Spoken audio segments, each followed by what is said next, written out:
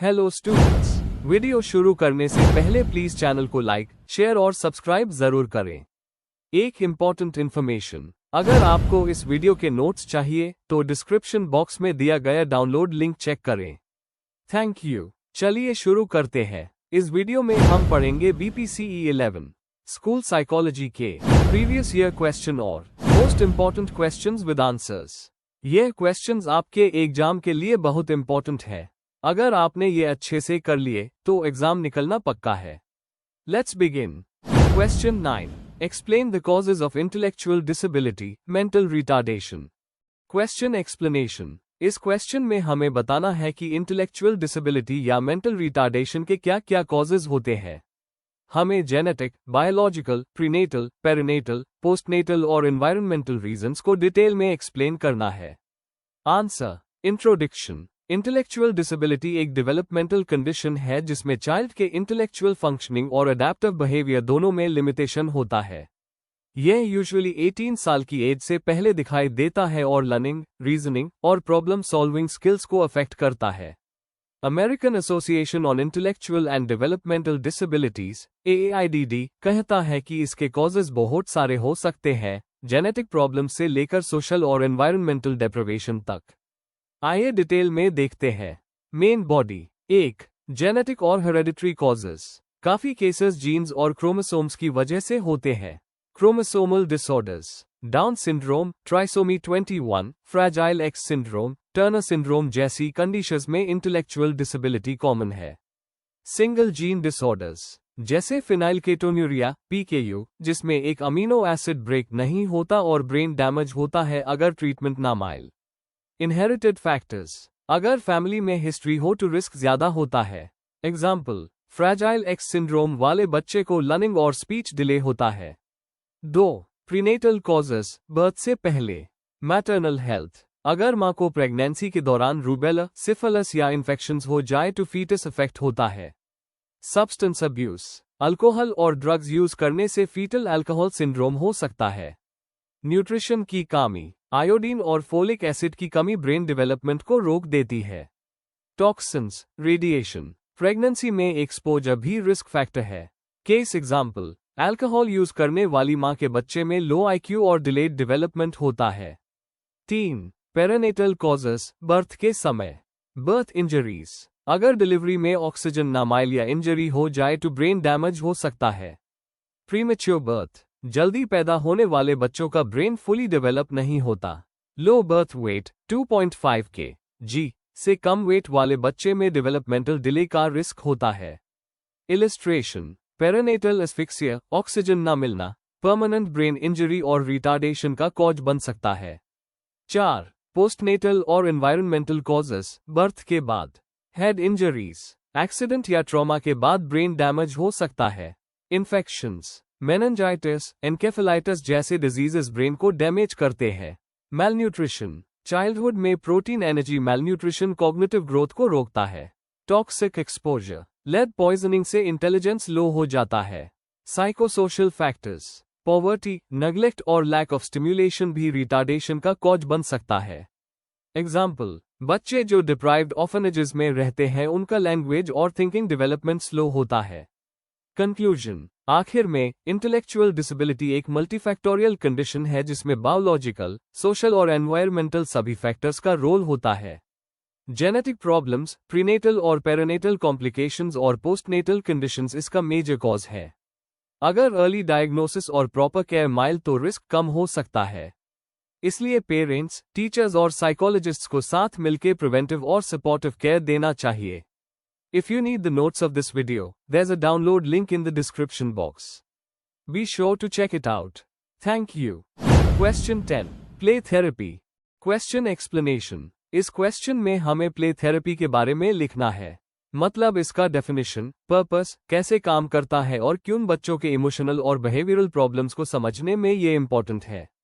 Answer. Introduction. Play therapy एक ऐसी therapeutic technique है जिसमें बच्चे अपनी फीलिंग्स, थॉट्स और एक्सपीरियंसेस को खेल के जरिए एक्सप्रेस करते हैं। क्योंकि बच्चे वर्बली अपने इमोशंस को इजीली शेयर नहीं कर पाते, इसलिए प्ले उनकी नेचुरल लैंग्वेज होती है। वर्जीनिया एक्सलाइन ने इस अप्रोच को पॉपुलर किया और कार्ल रॉजर्स के क्लाइंट सेंटर्ड थेरेपी से भी ये इंस्पायर्ड है। प्ले थेरेपी स्कूल साइकोलॉजी और काउंसलिंग में वाइडली यूज होती है ताकि बच्चों के इमोशनल और बिहेवियरल इश्यूज को हैंडल किया जा सके। Main body. 1. कॉन्सेप्ट और nature of play therapy. Play therapy का बेसिक आइडिया यह है कि प्ले एक बच्चे का नेचुरल मीडियम है अपनी बात कहने का। जहां एडल्ट लोग बात करके इमोशंस शेयर करते हैं, वही बच्चे अपना दुख सुख खेल के थ्रू दिखाते हैं। थेरेपिस्ट टॉयज, गेम्स और क्रिएटिव मटेरियल्स प्रोवाइड करता है ताकि चाइल्ड अपनी इनर वर्ल्ड को प्रोजेक्ट कर सके। एग्जाम्पल के तौर पर, अगर एक चाइल्ड ट्रॉमा फेस करता है तो वो डॉल के जरिए अपने फियर और दुख को इनडायरेक्टली एक्सप्रेस कर सकता है। 2. Objectives of play therapy. Play therapy के मेन गोल्स हैं: बच्चों को सेफ एनवायरनमेंट में अपने सप्रेस्ड फीलिंग्स एक्सप्रेस करने देना, इमोशनल रेगुलेशन और सेल्फ कॉन्फिडेंस डेवलप करना, कोपिंग स्किल्स और प्रॉब्लम सॉल्विंग एबिलिटीज इंप्रूव करना, थेरेपिस्ट और चाइल्ड के बीच ट्रस्ट और कम्युनिकेशन बढ़ाना। जैसे कि केस स्टडीज दिखाती है, एंजाइटी या सेपरेशन फियर वाले बच्चे प्ले थेरेपी से ग्रेजुअली अपने फियर को हैंडल करना सीख लेते हैं। 3. टाइप्स और techniques of play therapy. Play therapy 2 main तरीकों से की जाती है। Directive play therapy. यहाँ थेरेपिस्ट एक्टिव रोल लेता है और बच्चे को स्पेसिफिक गेम्स या टास्क्स करवाता है, जैसे स्टोरी टेलिंग या रोल प्ले यूज करके बिहेवियर इश्यूज एड्रेस करना। Non directive play therapy Virginia Axline ने इससे डेवलप किया। यहाँ बच्चे को पूरी फ्रीडम दी जाती है, थेरेपिस्ट बस ऑब्जर्व करता है और अनकंडीशनल सपोर्ट देता है। इससे चाइल्ड और थेरेपिस्ट के बीच ट्रस्ट बनता है और बच्चा नेचुरली अपने इमोशंस रिलीज करता है। टेक्निक्स इंक्लूड ड्राइंग और पेंटिंग, पपेट शोज और रोल प्ले, सैंड ट्रे और क्ले एक्टिविटीज, स्टोरी टेलिंग और ड्रामेटाइजेशन। 4. इफेक्टिवनेस और applications. Play therapy behavioural disorders, trauma, ADHD, autism और एंजाइटी वाले बच्चों के लिए बहुत इफेक्टिव है। यह थेरेपी बच्चों को सोशल स्किल्स और प्रॉब्लम सॉल्विंग डेवलप करने का मौका देती है। स्कूल लेवल पर काउंसलर्स और टीचर्स भी प्ले थेरेपी के साथ कोलैबोरेट करते हैं ताकि एकेडमिक स्ट्रेस रिड्यूस हो। रिसर्च बताती है कि प्ले थेरेपी बच्चों की अग्रेशन कम करती है और सेल्फ एस्टीम इंप्रूव करती है। कंक्लूजन। आखिर में, प्ले थेरेपी एक ऐसी थेरेपी है जो बच्चों के लिए नेचुरल और सेफ मीडियम प्रोवाइड करती है अपने इमोशंस को एक्सप्रेस करने के लिए। टॉयज और गेम्स के जरिए थेरेपिस्ट उनके हिडन फीलिंग्स समझता है और उन्हें पॉजिटिव डायरेक्शन में ले जाता है। यह थेरेपी ना सिर्फ स्ट्रेस कम करती है बल्कि बच्चों के इमोशनल ग्रोथ और कॉन्फिडेंस को भी बढ़ती है। इसी वजह से स्कूल साइकोलॉजी और काउंसलिंग में इसका रोल बहुत इंपॉर्टेंट है। If you need the notes of this video, there's a download link in the description box. Be sure to check it out. Thank you. Question 11. Behavioral and cognitive approaches to art therapy. Question explanation. इस question में हमें बताना है कि behavioural approach जैसे reinforcement, conditioning और behaviour change, और cognitive approach जैसे नेगेटिव थॉट्स को रिस्ट्रक्चर करना, कोपिंग एनहांस करना, रिफ्रेमिंग को आर्ट थेरेपी में कैसे अप्लाई किया जाता है। आंसर। इंट्रोडक्शन। आर्ट थेरेपी एक ऐसी थेरेप्यूटिक टेक्निक है जिसमें ड्राइंग, पेंटिंग या स्कल्पटिंग जैसे क्रिएटिव प्रोसेस यूज होते हैं ताकि मेंटल हेल्थ और वेलबीइंग इंप्रूव हो। ये क्लाइंट्स को अन इमोशंस को एक्सप्रेस करने का मौका देता है जो शब्दों में कहना मुश्किल होता है। जब आर्ट थेरेपी को बिहेवियरल और कॉग्निटिव अप्रोचेस के साथ कंबाइन किया जाता है तो ये स्ट्रक्चर्ड, गोल ओरिएंटेड और इफेक्टिव हो जाता है। बिहेवियरल अप्रोच ज्यादा ऑब्जर्वेबल बिहेवियर चेंज पर फोकस करता है, जबकि कॉग्निटिव अप्रोच नेगेटिव सोच पैटर्न्स को बदलने पर जोर देता है। Main body. 1. Behavioural approach to art therapy. Behavioural approach learning theory पर बेस्ड है, जैसे क्लासिकल और ऑपरेंट कंडीशनिंग। ये मानता है कि मैलअडैप्टिव बिहेवियर सीखा गया होता है और इसे रीइंफोर्समेंट और प्रैक्टिस से बदला जा सकता है। आर्ट थेरेपी में बिहेवियरल टेक्निक्स यूज होते हैं।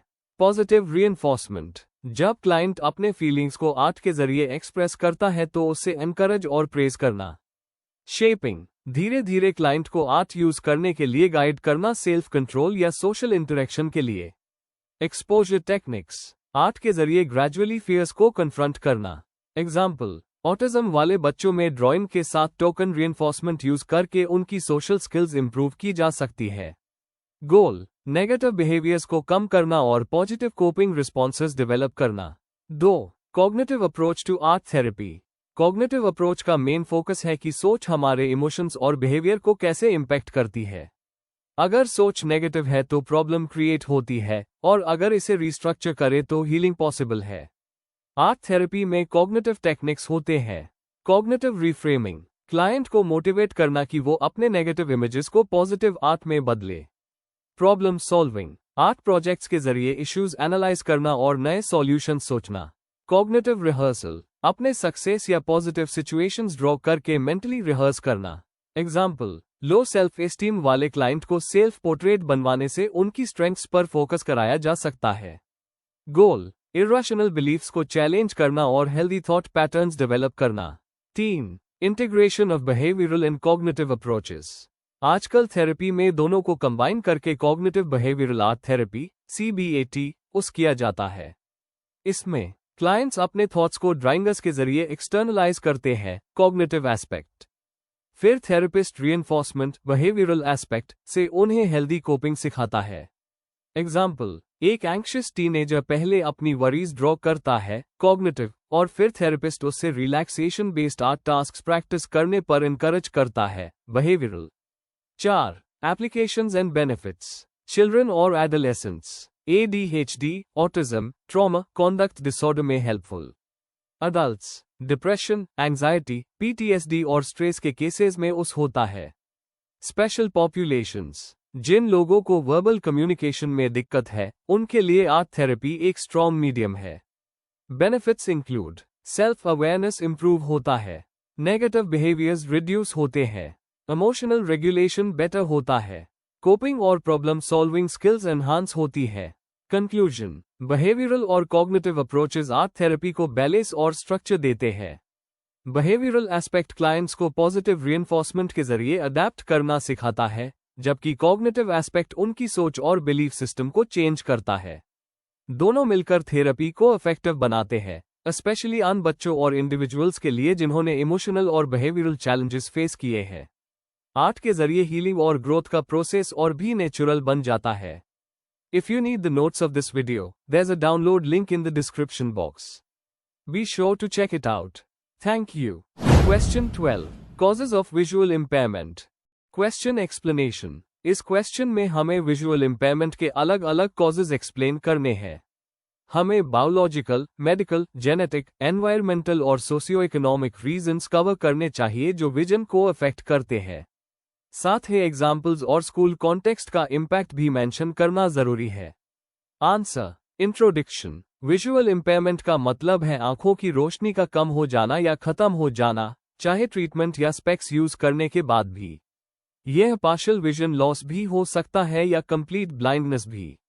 WHO के मुताबिक दुनिया भर में लाखों बच्चे इससे सफर करते हैं, जो उनके एजुकेशन, कम्युनिकेशन और डेवलपमेंट पर डायरेक्टली इम्पैक्ट करता है। इसको समझने के लिए हमें उसके जेनेटिक, मेडिकल, एनवायरमेंटल और सोशल कॉजेज डिटेल में देखने चाहिए। Main body. 1. जेनेटिक और कंजेनिटल कॉजेज। Inherited disorders. कुछ बच्चे जन्म से ही आंखों की प्रॉब्लम लेकर आते हैं, जैसे कंजेनिटल कैटरैक्ट, ग्लोकोमा, एल्बिनिज्म या retinal dystrophy. Congenital infections. Pregnancy के दौरान इन्फेक्शंस जैसे रूबेला या सिफिलिस से बच्चे में ब्लाइंडनेस हो सकती है। Premature birth. Retinopathy of prematurity ROP एक कॉमन कंडीशन है जो टाइम से पहले पैदा होने वाले बच्चों में होती है। एग्जाम्पल, अगर कंजेनिटल कैटरैक्ट का टाइमली ऑपरेशन ना हो तो बच्चे की रोशनी परमानेंटली चली जाती है। 2. मेडिकल और health related causes. Vitamin A deficiency. Developing countries में विटामिन ए की कमी बच्चों में ब्लाइंडनेस का सबसे बड़ा रीजन है। Chronic diseases. डायबिटीज और हाइपरटेंशन बड़े लोगों में डायबिटिक रेटिनोपैथी या हाइपरटेंसिव रेटिनोपैथी कॉज करते हैं। इन्फेक्शंस और इंजरीज। ट्रिकोमा जैसी इन्फेक्शंस या आंखों में चोट से भी परमानेंट डैमेज हो सकता है। केस, रूरल एरियाज में बच्चों को विटामिन ए कैप्सूल्स दिए जाते हैं ताकि उनमें ब्लाइंडनेस प्रिवेंट हो। 3. एनवायरमेंटल और socio economic causes. Poor hygiene. गंदे पानी और सफाई की कमी से ट्रिकोमा जैसी डिजीजेस स्प्रेड होती है। Occupational risk. डस्ट, केमिकल्स या रेडिएशन के एक्सपोजर से आईसाइट खराब होती है। हेल्थ केयर की कमी। विलेजेस या लो इनकम एरियाज में टाइमली ट्रीटमेंट ना मिलने से प्रिवेंटेबल ब्लाइंडनेस कॉमन है। एग्जाम्पल, गांव में लोग कैटरैक्ट सर्जरी न होने की वजह से अंधेपन का शिकार होते हैं। 4. एज रिलेटेड और अदर फैक्टर्स। एजिंग, बुजुर्ग लोगों में मैक्यूलर डीजेनरेशन, ग्लूकोमा और कैटरैक्ट कॉमन है। लाइफस्टाइल, ज्यादा screen time, poor diet, smoking और अल्कोहल विजन को अफेक्ट करते हैं। एक्सीडेंट्स, रोड एक्सीडेंट, पटाखे या स्पोर्ट्स इंजरी से भी आंखों की रोशनी चली जाती है। एग्जाम्पल, एक एल्डरली पर्सन जिसको मैक्यूलर डीजेनरेशन है उससे किताब पढ़ना और चेहरे पहचानना मुश्किल हो जाता है। कंक्लूजन, विजुअल इम्पेयरमेंट के मल्टीपल कॉजेज होते हैं, जेनेटिक, न्यूट्रिशनल, इन्फेक्शंस, एक्सीडेंट्स और सोशियो इकोनॉमिक।